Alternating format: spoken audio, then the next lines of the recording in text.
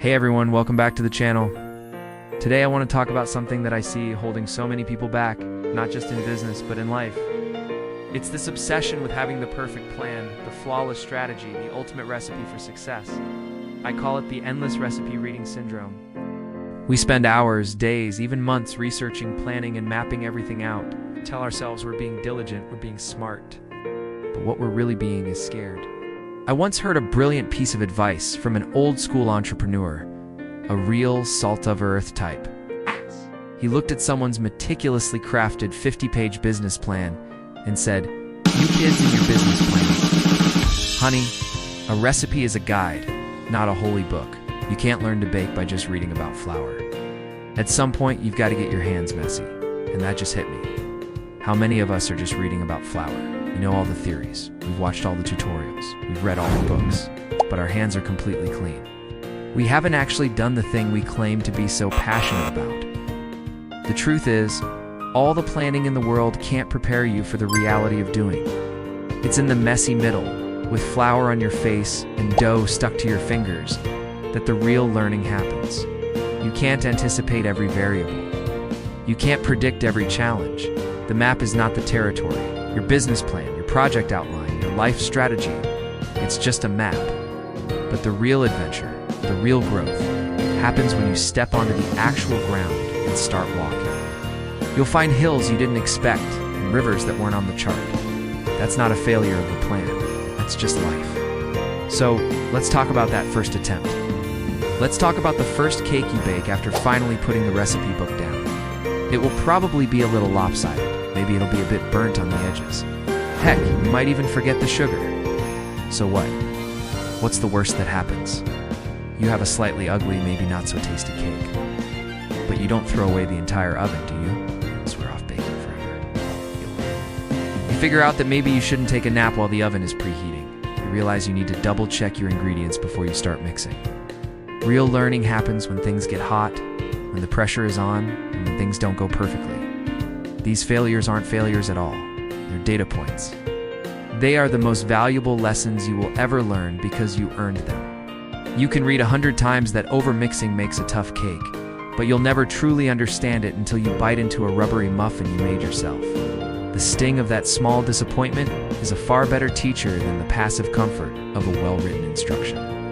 Every mistake, every burnt crust, every lopsided layer is a stepping stone. It's not a roadblock.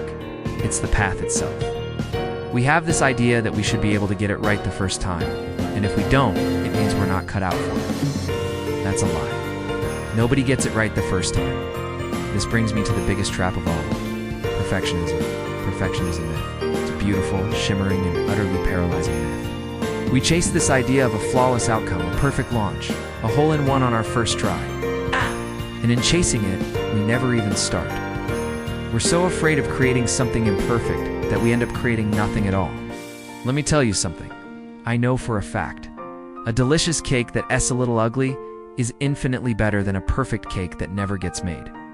An article that you publish with a typo is better than the masterpiece that stays in your drafts folder forever.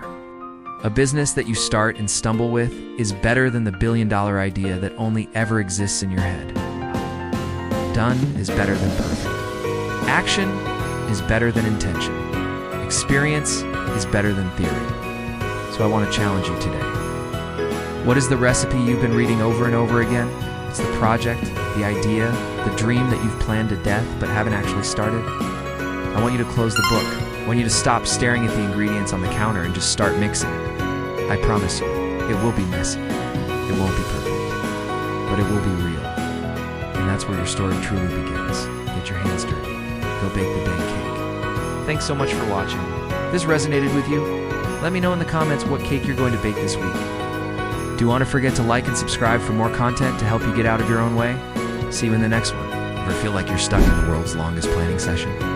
We've got notebooks full of ideas, spreadsheets that could rival NASA's, and enough how-to guides to build a library.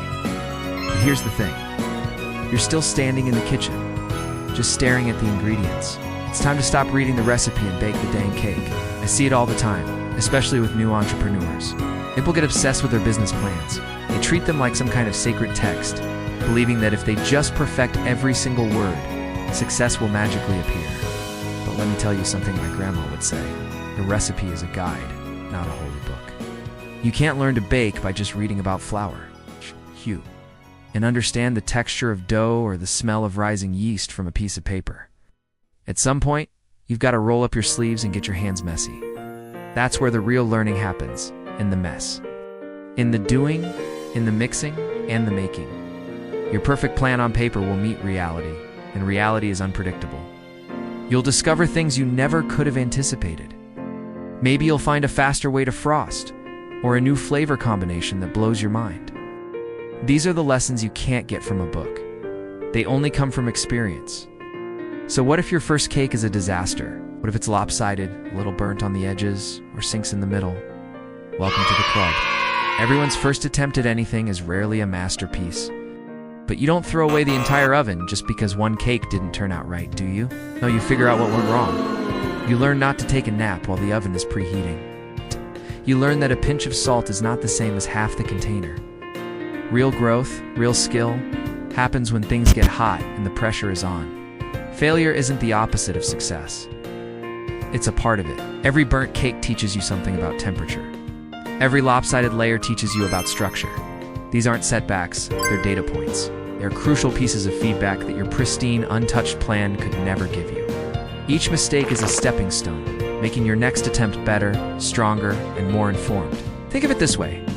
A baker who has never burnt a cake probably hasn't baked very many cakes.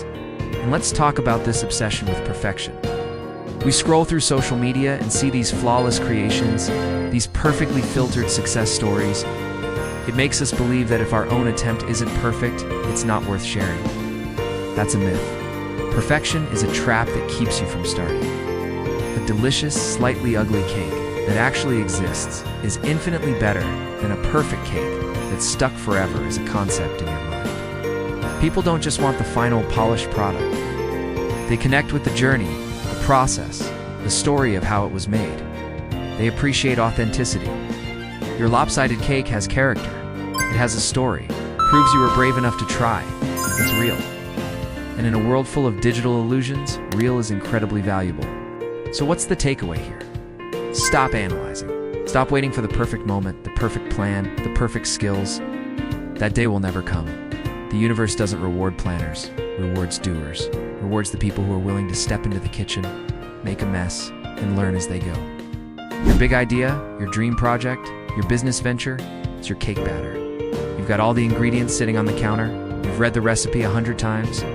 Now is the time. Stop staring at the ingredients and start mixing. Pick up the whisk. Crack the eggs.